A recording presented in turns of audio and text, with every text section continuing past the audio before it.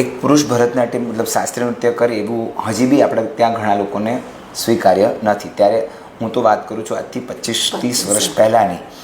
એટલે બહુ છાનામાના શીખવા જવું પડતું. ઘરમાં પણ કોઈને ખબર નહોતી.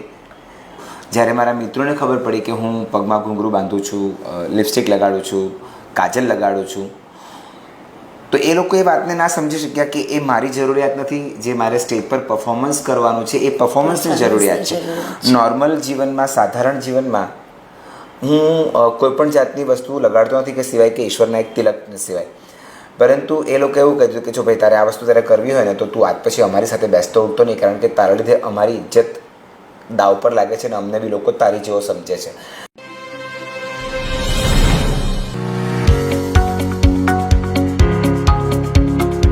નમસ્કાર દર્શક મિત્રો, હું પ્રતિમા સોની, એક શિક્ષણવિદ.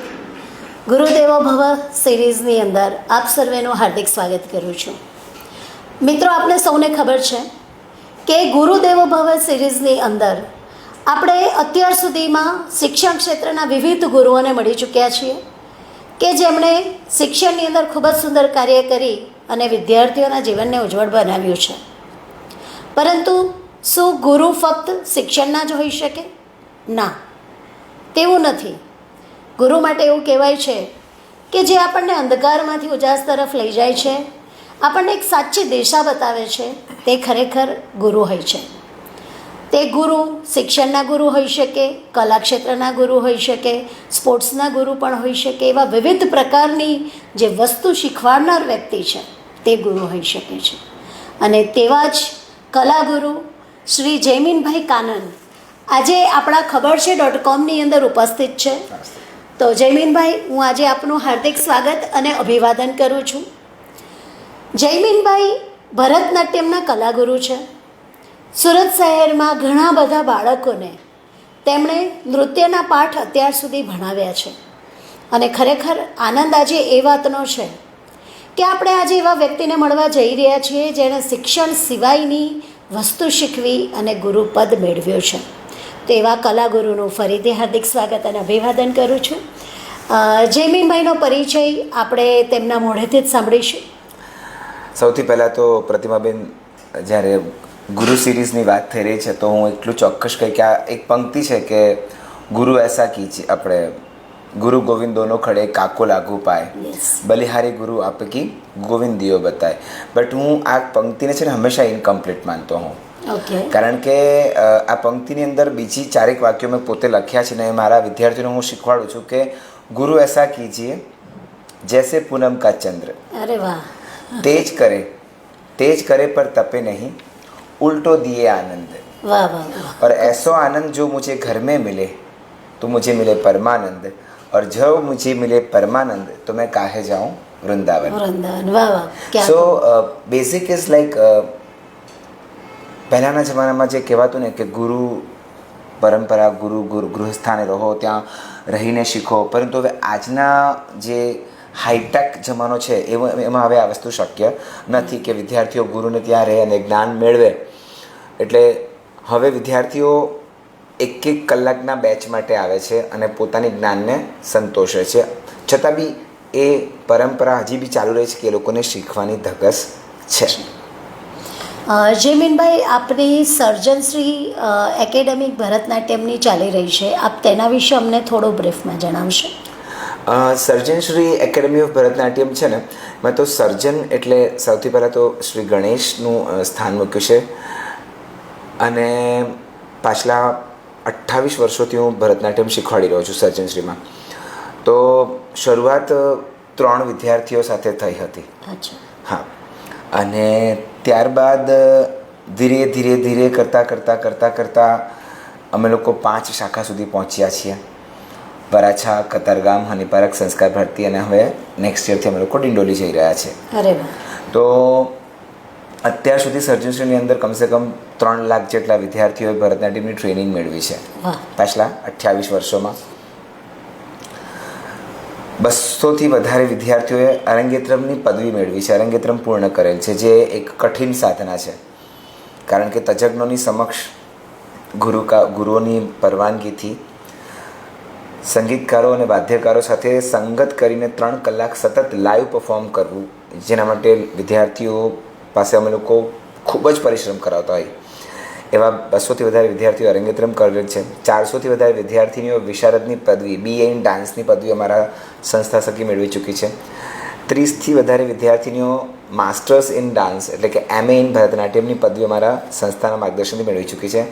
આ સિવાય અમે લોકો પ્લેટફોર્મ પ્રોવાઈડ કરીએ છીએ સ્ટુડન્ટ્સને, જેવી રીતે કે શિવરાત્રિ હોય, જન્માષ્ટમી હોય, તો આવા પ્રસંગો પર અમારી સંસ્થા મંદિરોમાં કાર્યક્રમ કરતી હોય છે. તો વિદ્યાર્થીઓને એ પાવન પર્વ પર પોતાના તહેવારને ધાર્મિક રીતે નૃત્યમય ઉજવવાનો જે મોકો મળતો હોય છે એ અમે આપીએ છીએ. સાથે સાથે વર્ષમાં અમારી સંસ્થા તરફથી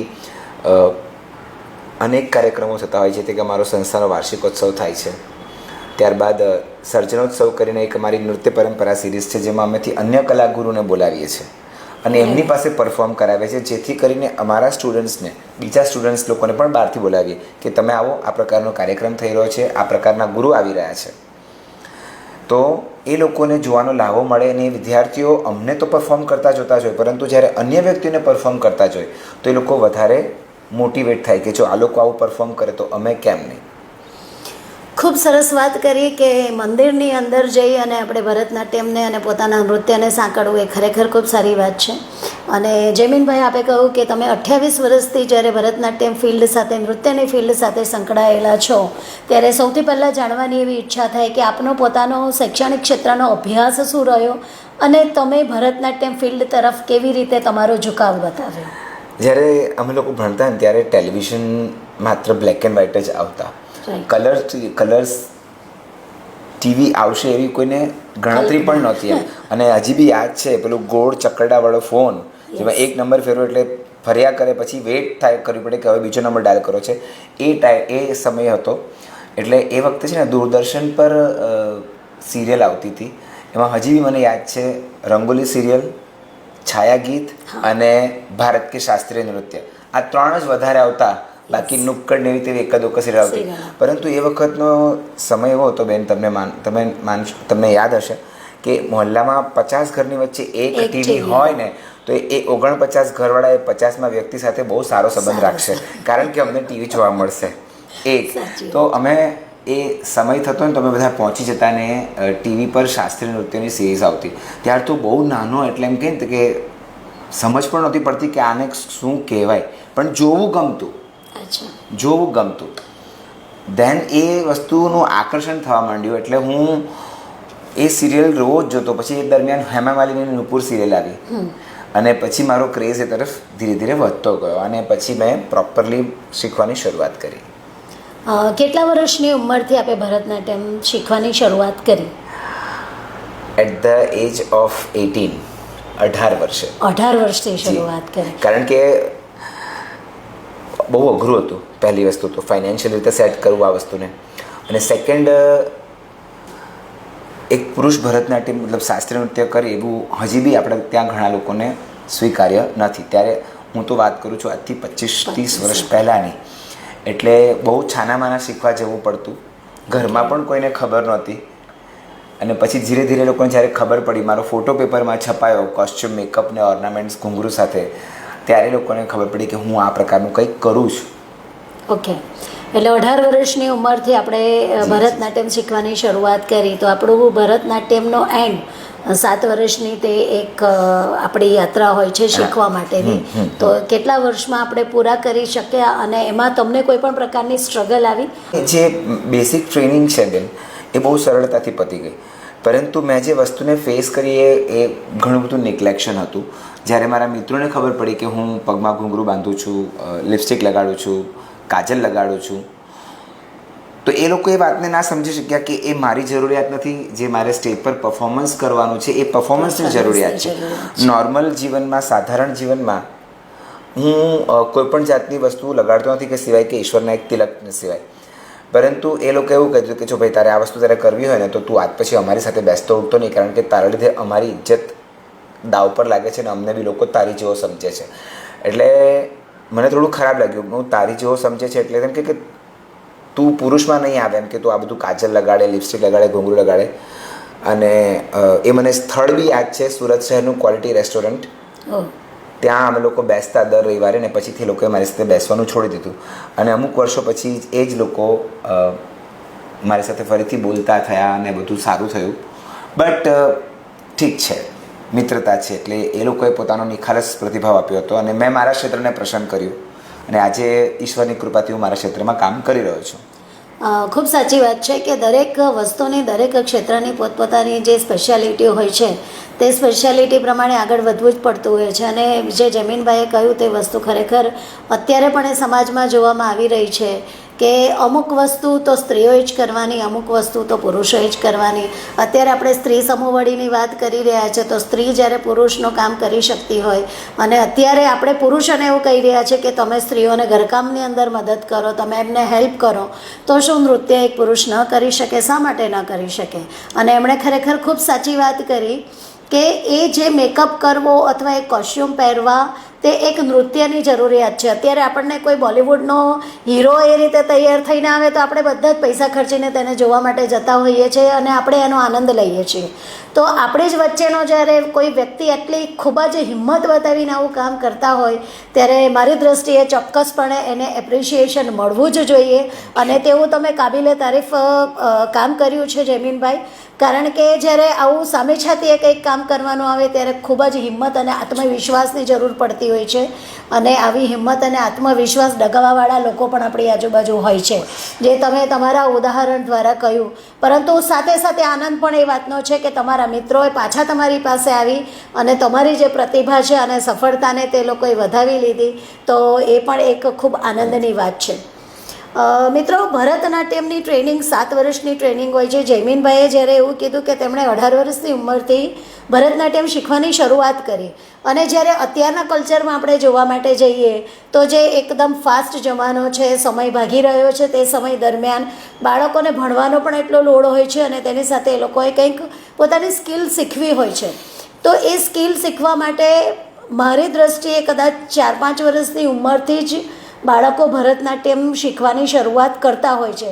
તો ભરતનાટ્યમ શીખવાની ખરેખર એજ્યુકેશનની સાથે જરૂરિયાત કયા વર્ષથી હોઈ શકે કે બાળક વિધાઉટ હર્ડલ્સ પોતાનું જે ભરતનાટ્યમનું એજ્યુકેશન છે સારી રીતે પૂરું કરી શકે? બહુ સારો પ્રશ્ન પૂછ્યો. મારી ઉપર છે ને અવારનવાર એવા ફોન આવતા હોય છે ને હું અત્યારે આ મેસેજના માધ્યમથી ઘણા પેરેન્ટ્સોને કહેવા માગું છું કે સૌથી પહેલાં તો છે ને તમે તમારા બાળકની 6 વર્ષની ઉંમર પૂરી થવા દો. ઘણા પેરેન્ટ્સ એવું હોય કે સર મારી છોકરી તો છે ને ટીવીમાં જોઈને એટલો સરસ ડાન્સ કરે છે, પરંતુ એ ટીવીમાં જોઈને હાથ પગ હલાવે છે, કમર હલાવે છે, શાસ્ત્રીય નૃત્ય નથી કરતી. એટલે એવા દરેક પેરેન્ટ્સને હું રિક્વેસ્ટ કરીશ કે તમે પ્લીઝ સમજો કે તમારું બાળક ટીવીની સામે જોઈને હાથ પગ હલાવે છે તો એ ડાન્સ નથી કરતું, એ પોતાના નિર્દોષ આનંદને માણે છે, રાઈટ. અને શાસ્ત્રીય નૃત્ય શીખવા માટે 6 વર્ષની ઉંમર પૂર્ણ થશે ને તો એના માટે છે ને એની અંદર એક સાયન્સીસ ડેવલપ થશે કે મારે આ ગરમ વસ્તુને હાથ નથી લગાડવાનો, કે મારે કડવી વસ્તુ મોઢામાં નથી નાખવી. એને ખબર છે કે કડવું છે એટલે નહીં નાખશે, પરંતુ એની અંદર એ સેન્સ ડેવલપ થશે. ઘણા પેરેન્ટ્સ મારી પાસે આવે છે, સર મારી છોકરી 4 વર્ષની છે, લઈ લો ને, એ જેવું કરે તેવું મારે એને શીખવાડવી છે, પરંતુ એ યોગ્ય ક્ષમતા નથી હોતી. એ માનસિક રીતે બાળક એટલું સજ્જ નથી હોતું કે એ ભરતનાટ્યમના જે પ્રોપર તાલ છે, જે અમે લોકો તટકલી અને તાલમ, એટલે કે તટકલી એક લાકડા જેવું દાંડિયા જેવું આવશે ને તટ પાડવે એક મોટું લાકડું આવે જેની પર અમે વગાડીને તાલ આપતા હોય અને એની સાથે એ લોકો પોતાનું ધ્યાન કેન્દ્રિત કરીને કામ કરી શકે. એટલે હું પેરેન્ટ્સોને આજે એ કહીશ કે તમારા બાળકને 6 વર્ષની ઉંમર પૂર્ણ થવા દો. રહ્યો વાત બાળકોના કોર્સની કે ભરતનાટ્યમ એ લોકોને કઈ રીતે બેનિફિટ થઈ શકે છે, તો આજે ઘણા પેરેન્ટ્સો પોતાના બાળકોને આલોહા ક્લાસ કરાવે છે, મેમરી ક્લાસ કરાવે છે, બ્રેઇનના જાતની એક્સરસાઇઝિંગના ક્લાસ કરાવે છે. ઇટ ઇઝ રિયલી ગુડ, કોઈ વસ્તુ સામે આપણને અપોઝ નથી, પરંતુ ભરતનાટ્યમ એક યૌગિક સાધના છે.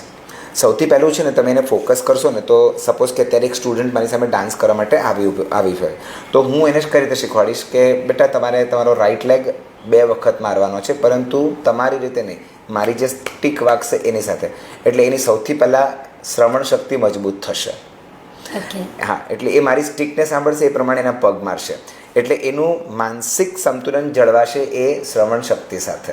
ત્યારબાદ હું એને બતાવીશ કે તારે તારા હાથને છાતી પાસેથી ગોળ ફેરવીને માથાની ઉપર લઈ જવાનો છે, પરંતુ માથાની ઉપર નાકની ડાબી બાજુથી તારો હાથ દેખાવો જોઈએ. નાકની વચ્ચે તારે કરવો છે એક હાથ તો આ રીતે ને 2 હાથ કરવા હોય તો બંને આંખોની ઉપરથી. તો એને ઓબ્ઝર્વ કરશે, એનું અવલોકન કરશે, એટલે એ જોવાની શક્તિને વિકસાવશે, દ્રશ્યની એ દ્રશ્યની શક્તિને વિકસાવશે. અને એ પ્રમાણે જો એ પ્રોપર ભરતનાટ્યમ ટ્રેનિંગમાં એન્ટર થાય છે તો બાળકની દ્રશ્ય અને શ્રાવ્ય એટલે જોવાની અને સાંભળવાની તાકાત મજબૂત થાય છે. હવે આ 2 તાકાત મજબૂત થાય છે અને બાળકને આડકતરો ફાયદો ક્યાં? પેરેન્ટ્સ કે સર, મને ઘણા પેરેન્ટ્સ પૂછતા હોય કે સર અમે આ શીખવાડીનો ફાયદો અમને શું થાય? બરાબર. હા, પરંતુ એ ફાયદો ક્યાં છે એ અત્યારે આપણે જોઈશું કે જે સાંભળવાની અને જોવાની શક્તિઓ છે એ બાળકની મગજ પર સ્થિર થાય છે, અંકિત થઈ જાય છે કે મારે આ રીતે જ કરવાનું છે, મારે આ રીતે જ જોવાનું છે, મારે આટલું સાંભળવાનું છે, મારે સાંભળવામાં ધ્યાન આપવાનું છે. તો જ્યારે સ્કૂલમાં ટીચર્સ બોર્ડ પર ભણાવતા હોય ને તો બાળકની એ જે એનાલાઇઝેશન પાવર છે એ ત્યાં ડેવલપ થશે. ટીચર બોર્ડ પર લખતા હશે, બોલતા હશે તો એનું ધ્યાન ટીચરના અવાજ પર હશે. જેનું ધ્યાન અમારી સ્ટીક પર હોય તેમ એનું ધ્યાન ત્યાં ટીચરના અવાજ પર હશે, જેને કારણે બાળકની એકાગ્રતા, ગ્રહણ શક્તિ અને એની અંદરનો જે વિકાસ છે અભ્યાસ પ્રત્યેનો તે મજબૂત થશે. સાથે સાથે ભરતનાટ્યમ એક શારીરિક કસરત ગણી શકાય, કારણ કે એને તાલ લય સાથે જાળવવાનું અને પોતાના શરીરને પૂરેપૂરું નીચવી દેવાનું એમ મનથી અને તનથી. તો તમારા બાળકનો શારીરિક વિકાસ બી એટલો જ મજબૂત થાય. એટલે ભરતનાટ્યમ માત્ર એક ડાન્સ ફોર્મ નથી. It is one big kind of education thing in your body which develops you in many ways. ભરતનાટ્યમની અંદર એવું કહેવાય છે કે અત્યારે બહુ બધા ડાન્સ ફોર્મ આપણને જોવા મળી રહ્યા છે, કે ઘણા બધા ડાન્સ ફોર્મ છે, કે ભરતનાટ્યમ છે, કથક છે, કે અત્યારે જે સૌથી વધારે ક્રેઝ બાળકોની અંદર દેખાય છે કે તે બોલિવૂડનો છે. તો તમને એ કયા પ્રકારની સ્ટ્રગલ અત્યારે અનુભવાય છે કે બાળકો જ્યારે કહેવાય ને કે અત્યારે બધાની પાસે સમયનો અભાવ છે, જે જલ્દી પતી જાય છે તે જ વસ્તુ આપણે કરવી છે, લાંબા ગાળાની વસ્તુ માટે કોઈ પણ વ્યક્તિ ઇન્ટરેસ્ટેડ નથી હોતો. તો બોલિવૂડ ડાન્સ 3 કે 4 મિનિટની અંદર કમ્પ્લીટ થઈ જાય છે એટલે લોકો એના તરફ આકર્ષાય છે. તેનું મ્યુઝિક બહુ સારું છે, એનાથી થોડાક ક્ષણિક આનંદ વધારે મળતો હોય છે. જ્યારે ભરતનાટ્યમની અંદર બહુ બધા એના બેનિફિટ્સ છે, પરંતુ તે છતાંય લોકો આને પહેલી પ્રાયોરિટીમાં પસંદ કરે છે અને આને કદાચ સેકન્ડ ચાન્સ તરીકે પસંદ કરતા હોય તો એ પરિસ્થિતિની અંદર આપે કેવી સ્ટ્રગલ કરવી પડતી હોય છે કે બાળકોને આપણે ભરતનાટ્યમ તરફ આકર્ષીએ? એકચ્યુઅલી કેવું થાય છે બેન, તમારો આ પ્રશ્ન ખરેખર બહુ જ સારો છે. આ મુદ્દો જે જોવા મળે છે અત્યારે એ હું એમ કહીશ, કદાચ મારું જેટલું નોલેજ છે પ્રમાણે કે જેટલું મેં જોયું છે અત્યાર સુધી, કે હું મહારાષ્ટ્ર તરફ જાઉં છું કાર્યક્રમો માટે, કે આસામ તરફ જાઉં છું, બેંગ્લોર જાઉં છું, કે ચેન્નઈ જાઉં છું, કર્ણાટક, આંધ્રપ્રદેશ, આ બધા કાર્યક્રમો માટે હું જતો હોઉં છું, તો ત્યાં મને પુરુષ કલાકારો જોવા મળે છે. ઓકે. પરંતુ આપણા ગુજરાતમાં બોયઝ શાસ્ત્રીય નૃત્ય પ્રત્યે બહુ જ ઓછી, મતલબ એમ કહી શકાય કે 100માંથી 0.01% બોયઝ માંડ ઇન્ટરેસ્ટેડ હશે. કારણ તો કે બધા એની મજાક ઉડાવશે તો, અને થોડું ઘણું પુશઅપ ફેમિલીમાં થયું કે આ બધું છોકરીઓનું કામ છે, તારે બધું કંઈ કરવાની જરૂર નથી, તું છોડ, આ બધું તારે નહીં કરવું. અને બીજું કે જેમ કહ્યું ને કે ઇન્સ્ટન્ટ, આજની જનરેશન ને મેગી બહુ ભાવતી હોય છે, એટલે 2 મિનિટમાં બની જાય એટલે મેગી એ લોકોનો સર્વપ્રિય ખોરાક છે. એવી રીતે 2 મિનિટમાં ડાન્સ પતી જતો હોય તો જે ભરતનાટ્યમની ટ્રેનિંગ છે એ ટાઈમ કન્ઝ્યુમિંગ છે, કારણ કે અઠવાડિયામાં 2 દિવસ 1-1 જ કલાક આવતા હોય બાળકો માટે. 7 વર્ષ 8 વર્ષ સુધી એ શીખવું અને પછી એમાં પારંગતતા મેળવવી, એના કરતાં 2 મિનિટ 3 મિનિટમાં બોલિવૂડનો ડાન્સ પતી જતો હોય તો આપણે એટલા બધા વર્ષો આપવાની જરૂર શું કરવા માટે? એક કોન્સેપ્ટ છે, પરંતુ હું એ કોન્સેપ્ટની અંદર જે લોકો બિલીવ કરે છે હું એ લોકોને સમજાવીશ કે તમે કોઈ પણ રિયાલિટી શો જોશો તો એ લોકો એ રિયાલિટી શોઝની અંદર ક્લાસિકલ વસ્તુને મહત્ત્વ આપે છે. ક્લાસિકલ ડાન્સ બેઝિકલી ક્યાંથી આવ્યા એમ કહી તો કે મંદિરોમાંથી ડેવલપ થયેલા. દેવદાસીઓ સવાર બપોર સાંજ આ ભગવાનના ગર્ભગૃહમાં જ્યારે એમની આરતી થતી ત્યારે મંદિરમાં નટમંડપ રહેતા. હજી પણ તમે જાઓ તો ઘણા મંદિરોમાં નટમંડપ છે. ત્યાં સવારે ભગવાનની આરતી થાય તો એક બાજુ દેવદાસી પરફોર્મ કરતી હોય, સાંજે આરતી થાય તો દેવદાસી પરફોર્મ કરતી હોય. પહેલાંના ટાઈમ પર ટીવી નહોતા, લાલટેન પણ નહોતી, મતલબ ઇલેક્ટ્રિક જેવું કશું હતું જ નહીં. તો લોકો મંદિરમાં ભેગા થતા, આરતી થતી, બધા ત્યાં ભેગા થઈને બેસતા, પ્રસાદ ખાતા અને દેવદાસીઓ સાત્વિક નૃત્યની રજૂઆત કરતી અને એમાંથી એ ધીરે ધીરે ધીરે ફેલાયું. તો એ વસ્તુ જે મંદિરોમાંથી આવેલી છે, એવી રીતે તમે કથકલીને જુઓ તો એમાં કથા કહેવામાં આવે નૃત્ય કરતાં કરતાં. કથકને જુઓ તો એ વ્રજભૂમિમાંથી આવ્યું છે. એમ દરેક શાસ્ત્રીય નૃત્ય આપણા ધર્મ સાથે જોડાયેલું છે. તો એ વસ્તુને શીખવાથી શું મળે? પહેલાં તો કે કંઈક ધાર્મિક પ્રભાવ. આજનું બાળક ઘણી વખત એ લોકો કન્ફ્યુઝ થાય છે કે અહલ્યા કોણ હતી.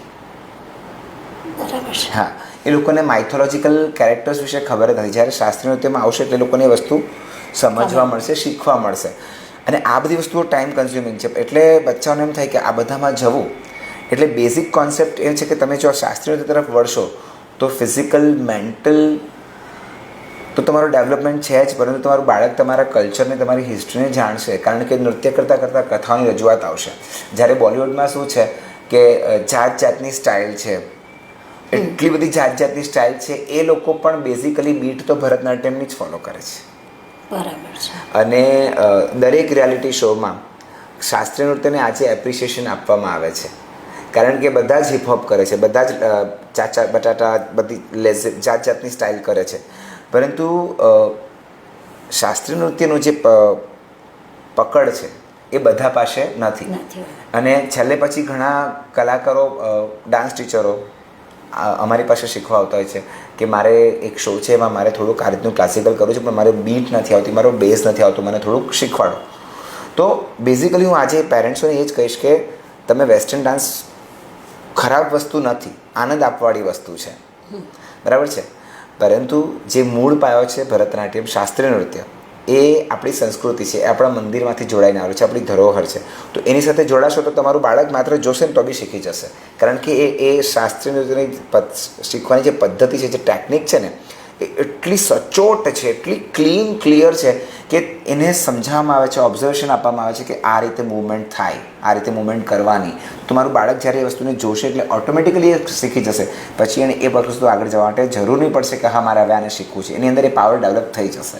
હવે જે વર્ગ આવે છે ને એ ક્યાંક તો રસ ધરાવતા હોય તો આવે છે. બીજો વર્ગ આ છે ને વિશ્વમાં બેન, આ મારા જવાબ આપતા પહેલાં હું એક નાનો તો દાખલો આપીશ. આ વિશ્વમાં 3 પ્રકારના લાકડાઓ છે. પહેલાં અગ્નિ દેવતાની નજીક જાય ને તરત સળગી ઉઠે. બીજા, એની અંદર કોઈ જ્વલનશીલ પદાર્થ નાખો, ઘી, તેલ, કેરોસીન, પેટ્રોલ, પછી એ થોડા સળગશે. અને ત્રીજા, આખી જિંદગી તમે એને પેટ્રોલમાં બોળી રાખશો અને પછી સળગાવશો તો એ નહીં સળગશે. એટલે મારી પાસે આવનારો જે વર્ગ છે હું એને બી 3 પ્રકારે મૂલવું છું. બરાબર છે. એક રસ ધરાવે છે તો આવે છે. બીજા, પેલા જાય છે ને આપણે બી જવું જોઈએ. બરાબર છે. ત્રીજા, કંઈ નહીં કરે, ઘરમાં બેઠું હેરાન કરીને કરતાં ત્યાં જાય તો આપણને ઘરમાં કલાક શાંતિ. એટલે આ પ્રકારનો ફ્લો છે. એટલે આ પ્રકારના ફ્લોમાં ઘણી વખત એવું થતું હોય કે બચ્ચું આવે, 1 મહિનો કરીને પછી છોડીને જતું રહે. ઘણા બચ્ચાઓ આવે ને 7 વર્ષ સુધીનો કોર્સ પૂર્ણ કરે. ઘણા થિયરીનો ચેપ્ટર શરૂ થાય એટલે ત્યારથી ભાગી જાય. કેમ કે એમાં બેઝિકલી પ્રોબ્લેમ એ છે કે પેરેન્ટ્સો બાળકોને આ વસ્તુ માટે તૈયાર નથી કરતા કે બેટા આમાં બી 4 જ પ્રશ્ન છે, 5 જ પ્રશ્ન છે, થોડીક મહેનત કરી લે, આપણે કરી શકશું. કેમ કે જેમ તમે કહી ગયા ને કે ઓવર પેમ્પર, એટલે હું બાળકોને, પેરેન્ટ્સને ત્યારે બી સમજાવું કે દીકરા, તમે સ્કૂલના એક સબ્જેક્ટની અંદર તમારા 15 ચેપ્ટર આવતા હોય, તમે 7 સબ્જેક્ટ ભણો છો, તો you are studying almost 135 chapters તમે તમારા મગજમાં લઈને ચાલો છો. તો તમે ક્લાસિકલ ડાન્સની થિયરીના 5 પ્રશ્ન લઈને નહીં ચાલી શકો. બરાબર. અને સેકન્ડ પ્રોબ્લેમ અત્યારે શું થાય છે કે ઘણા બાળકો બોલપેનથી લખી શકતા નથી. એટલે અમે લોકો સ્પેશિયલી જ્યારે બાળક આવે અમારી પાસે ત્યારે થિયરી લખવાની પ્રેક્ટિસ ફ્રોમ ધ ડે 1 શરૂ કરી દઈએ 4th યરના બાળકોને. કેમ કે લોકોને બોલપેન પણ નથી પકડતા આવડતી હોતી, કેમ કે પેન્સિલથી જ લખતા હોય છે. તો એ થોડુંક પછી અમારે એ લોકો સાથે એ રીતે કામ કરવું પડે છે. એટલે જે ફ્લો છે એમાંથી અડધો ફ્લો ઘટી જ જાય છે અત્યારે. કારણ કે અમારે તો આમાં લેખિત પરીક્ષા આપતો નથી, આવે હાથ પગ હલાવીને નાચીને જતું રહે એવા. કેમ કે લોકોને બેઝિક પર કોન્સેપ્ટ ખબર જ નહીં હોય કે ભરતનાટ્યમ એક્ઝેક્ટ શું છે. લોકોને શાસ્ત્રીય નૃત્ય અને ઉપશાસ્ત્રીય નૃત્યનો તફાવત હજી ખબર નથી, જેને આપણે ક્લાસિકલ અને સેમી ક્લાસિકલ કહીએ છીએ. સેમી ક્લાસિકલ એટલે કે ફિલ્મી ગીતોને લઈને એના શબ્દો પ્રમાણે હાવભાવ મુદ્રાઓ કરીને એની પર ડાન્સ કરવામાં આવે તેને. હા, પણ એનો જે પહેરવેશ છે શાસ્ત્રીય લાગશે, પરંતુ જે લોકોને શાસ્ત્રીય નૃત્યની સમજ જ નથી એ લોકો માટે તો એ જ ભરતનાટ્યમ છે. અચ્છા. મૂળ ભરતનાટ્યમ ગવાતું હોય, વગાડાતું હોય ને નૃત્ય થતું હોય તે મૂળ ભરતનાટ્યમ છે. અને તમે લોકો અત્યારે જે જુઓ છો ફિલ્મી ગીત પર થતી રજૂઆત વસ્તુને, એને સેમી ક્લાસિકલ ડાન્સ સ્ટાઇલ કહેવામાં આવે. એટલે લોકોને એ વસ્તુ કરવામાં વધારે મજા આવે છે, પરંતુ જ્યારે એની સાથે થિયરી જોડાય એટલે પછી એ વસ્તુને લોકોને છોડી દેવી છે. જ્યારે આ વસ્તુ સ્ટ્રિક્ટ ડિસિપ્લિન માંગે છે, ડેડિકેશન માંગે છે તમારું, એટલે ફ્લો ઘણી વખત તમારો અપ બી જતો હોય, ઘણી વખત ડાઉન બી જતો હોય. બરાબર છે. જમીનભાઈ, એક અંતિમ પ્રશ્ન આપને પૂછું કે ભરતનાટ્યમની 7 વર્ષની ટ્રેનિંગની અંદર લગભગ છેલ્લું વર્ષ વિશારદનું હોય છે, રાઈટ? અને એની અંદર બાળકોને એક આરંગેત્રમ કરવાનું આવતું હોય છે, જે સ્ટેજ પરફોર્મન્સ હોય છે. તો એ શું જરૂરી હોય છે કે આ જે ટ્રેનિંગ છે કે આપણે ભરતનાટ્યમની જે સાધના છે એ સાધના દરમિયાન આરંગેત્રમ કરવું જરૂરી જ હોય છે? કારણ કે મેં જ્યાં સુધી જાણ્યું છે, કારણ કે મેં મારી દીકરીને પણ ભરતનાટ્યમ કરાવ્યું છે અને આરંગેત્રમ કર્યું છે, તો જ્યાં સુધી મેં જાણ્યું છે ત્યાં સુધી પહેલાંના સમયમાં તમે પણ આગળ કહ્યું કે મંદિરની અંદર આરંગેત્રમ થતું હતું અથવા મંદિરની અંદર નૃત્ય થતા હતા. સમય બદલાયો છે એટલે અત્યારે સ્ટેજ ઉપર આરંગેત્રમ કરવામાં આવી રહ્યું છે, પરંતુ આ પ્રશ્ન મને પણ હતો જ, એટલે એનું નિરાકરણમાં આપણે દર્શકોને પણ આપવું રહ્યું કે આરંગેત્રમ નીડ છે કે કરવું જ પડે કે શું છે, તે થોડુંક જણાવશો દર્શક મિત્રોને. બહુ વર્ષો પહેલાંનો દાખલો આપો. અત્યારે મારા સર એક્સપાયર થઈ ગયા, મારા ગુરુજી પ્રોફેસર સીવી ચંદ્રશેખર સર, ચેન્નઈમાં. મારો મિત્ર વિન થેંગ, એનું અરંગેત્રમ બેસનનગરમાં વિનાયકા કોવિલમાં હતું, એટલે ગણેશજીના મંદિરમાં હતું. અને આજની તારીખમાં બી કેરલામાં ગુરુવાયુર મંદિર છે, બહુ જગ પ્રસિદ્ધ મંદિર છે ગુરુવાયુર. ત્યાં મંદિરમાં અરંગેત્રમો આજની તારીખમાં પણ થાય છે. એટલે અરંગેત્રમ અહીં ગુજરાતમાં હવે લોકોને આપણે એક ઓડિયન્સને બોલાવતા એટલે કમ્ફર્ટ ઝોન આપતા હોઈએ. બાકી અરંગેત્રમ મંદિરોમાં પણ થઈ શકતા હોય છે. અરંગેત્રમો ખર્ચાળ હોય છે, કારણ કે આજે બધાને એક સારો સ્ટેજ આપવો છે, ઓડિયન્સને કમ્ફર્ટ ઝોનમાં એસીવાળી સીટ, જમણવાર કરવો છે, મ્યુઝિશિયન્સના ખર્ચા, પ્રેક્ટિસ, કોસ્ચ્યુમ, મેકઅપ, જ્વેલરી, એટલે આ થોડોક ખર્ચાળ પ્રોસેસ છે. એટલે મોટેભાગે પેરેન્ટ્સ લોકો એવું માનતા હોય કે આ તો બહુ અઘરું છે, આપણાથી નહીં થાય. જે તમારો પ્રશ્ન છે કે કરવું કે નહીં કરવું, એટલે હું પેરેન્ટ્સોને પહેલાં આ વસ્તુ માટે એક જ મને પૂછવા આવે, તમારી જેમ ઘણા પેરેન્ટ્સો મને પૂછતા કે સર આ કરાય કે નહીં કરાય, એટલે હું એમને એમ કહીશ કે તમારા હાથમાં જે સોનાની અંગૂઠી છે એ કઈ છે? એટલે એ લોકો મને કહેશે કે આ તો છે ને મારા હસબન્ડ મને ફર્સ્ટ ટાઈમ મળવા આવેલા ને ત્યારે સગાઈની અમારી રિંગ છે, આ ચેન મારી સાસુએ મને આપેલી. મેં બહુ વાત મટિરિયલિસ્ટિક નથી, વાત મટિરિયલિક વસ્તુ નથી, વાત છે આપણા પ્રસંગોની સાથેની જોડાયેલી. તમે એવું કહ્યું કે મારા પતિએ મને આપેલી, મારા સાસુએ મને આપેલી, મારી મમ્મીએ મને આ બ્રેસલેટ આપ્યું છે, તો this all things are materialistic but emotions are realistic. ઠીક છે? તો એવી જ રીતે જ્યારે તમે તમારી દીકરીને અરંગેત્રમની પદવી અપાવો છો, કારણ કે અરંગેત્રમ કરવું આજે કંઈ સાધારણ વાત નથી. તજજ્ઞોની સાથે કામ કરવું અને 3 કલાક સતત, ઘણી વખત અરંગેત્રમ પ્રેક્ટિસમાં મારા સ્ટુડન્ટ્સો આવતા હોય ને તો એ લોકોનું વજન પણ પ્રેક્ટિસમાં ઘટતું હોય. એટલે અમારી અરંગેત્રમની સ્ટ્રિક્ટ ડાયટ ફોલો થતી હોય કે આથાવાળું નથી ખાવાનું, તેલવાળું નથી ખાવાનું, ચીઝ બટર મેંદો નથી ખાવાના, બહાર તળેલું ખાવા નથી જવાનું, બ્રેડ નથી ખાવાના, ઘરનું બનેલું સાદું સાત્વિક શાક રોટલી જ ખાવાનું છે. કારણ કે છે ને સાત્વિક ભોજનનો જે તેજ છે ને એ આપણા ચહેરા પર ગ્લો કરતું હોય, તો એ પરહેઝ બી આવતો હોય. અને ધીરે ધીરે એ વિદ્યાર્થીઓને ફીલ થાય કે હા અરંગેત્રમમાં મને આ ચેન્જીસ ફીલ થઈ રહ્યા છે. તો હું એ પેરેન્ટ્સોને એવું સમજાવું કે તમારી દીકરીને જ્યારે તમે આ વસ્તુ કરાવી રહ્યા છો, તો આપણે સૌ આ વિશ્વમાં આવ્યા છે તો એ જવાના છે, નક્કી જ છે. આજે હું છું, કાલે નથી, પરંતુ મારી દીકરીને મેં અરંગેત્રમ કરાવ્યો હશે તો એનો બી જવાનો ભવિષ્યમાં ક્યારેય સમય આવશે જ્યારે એની ઉંમર થશે, પરંતુ એને મૃત્યુની અંતિમ અવસ્થા સુધી એ યાદ રહી જશે કે મારા પપ્પાએ મને અરંગેત્રમ કરાવ્યું હતું, મારી મમ્મીએ મને અરંગેત્રમ કરાવ્યું હતું. કારણ કે અરંગેત્રમ છે ને કલાકારોના અને વિદ્યાર્થીઓના જીવન સાથે, હૃદય સાથે જોડાયેલું બહુ મોટું પરિબળ છે, જે લોકોને મેન્ટલી ટેકો આપે છે કે નહીં આટલું તો હું કરી જ લેવા. જીવનની કોઈ બી તકલીફ આવે પછી, ડાન્સ નહીં કોઈ બી વસ્તુમાં, કારણ કે એને એ જે 6 મહિના 7 મહિના જે પ્રેક્ટિસ આપવામાં આવતી હોય ને એમાં એ લોકોને પોતાના શરીર સાથે પરિસ્થિતિ સાથે લડવાની હિંમત આપવામાં આવતી હોય. એટલે બે વસ્તુ છે, અરંગેત્રમ નથી કરતા તો બી કોઈ ફરક નથી પડતો. કરો છો તો તમારા બાળકની અંદર સુપરનેચરલ પાવર્સ ડેવલપ થશે. એટલે એવું નથી કે તમારું બાળક આમ હાથ ઉપર કરશે ને હવા મોડવા માંડશે, એવા નેચરલ પાવર્સ નથી ડેવલપ થવાના, પણ એની અંદર એટલી બધી શક્તિઓ આવશે કે એ પોતાની જાતને કોઈ બી પરિસ્થિતિમાંથી ડગાવી નહીં શકે, એ ટકી જશે, એની સામે લડી લેશે. આજે મારા ઘણા એવા સ્ટુડન્ટ્સ છે જે કોર્પોરેટ્સમાં MNCમાં જોબ કરે છે, એ લોકોની જોબની અંદર પ્રોફાઇલમાં ડાન્સનો એ લોકોએ સ્પેશિયલી એડ કર્યું છે કે ભાઈ મારી આટલું વસ્તુ મેં કરી છે. તો આજે એ લોકો જે કંપનીઝમાં જોબ કરે છે MNCsમાં, ત્યાં એ લોકોને ક્રિએટિવ હેડ બનાવી દીધા છે. એ લોકોનું કામ જ એ કે કંપનીની આખા વર્ષની જેટલી બી ઇવેન્ટ્સ થતી હોય, જેટલું થતું એ લોકોએ આખું પ્લાનિંગ કરવાનું. એ લોકોનું કામ હોય, જોબ હોય લોકોના ફિલ્ડની જ, એ લોકોના ફિલ્ડનું 50% જ કામ એ લોકો માઇન્ડ કરવાનું, બાકીનું 50% કામ એ લોકોએ આ ક્ષેત્રનું કરવાનું. એટલે મારા સ્ટુડન્ટ્સો મને કહેતા સર તમે પેલો ડાન્સ શીખવાડો ને તો મેં મારા સ્ટાફને આખા મેં સેમ કરાવી દીધો અને લોકો એટલા બધા ખુશ છે, અને તમે જે મને બેકસ્ટેજમાં દોડવાની ટ્રેનિંગ આપી ને હું બધું એકલી હાથે કરી લઉં છું. એટલે હા, તો એ કોન્ફિડન્સ ક્યાંથી આવે છે? એ અરંગેત્રમથી આવે છે. શિક્ષણની સાથે સાથે બાળકની સ્કિલને ઓળખી અને બાળકને એ દિશામાં આગળ લઈ જાઓ. આગળ તો લઈ જાઓ છો, પરંતુ તે જે પણ ક્ષેત્રમાં જ્યારે બાળક આગળ જાય છે ત્યારે તેને પરિપૂર્ણ તેનું નોલેજ મળે ત્યાં સુધી આગળ લઈ જઈ શકશો.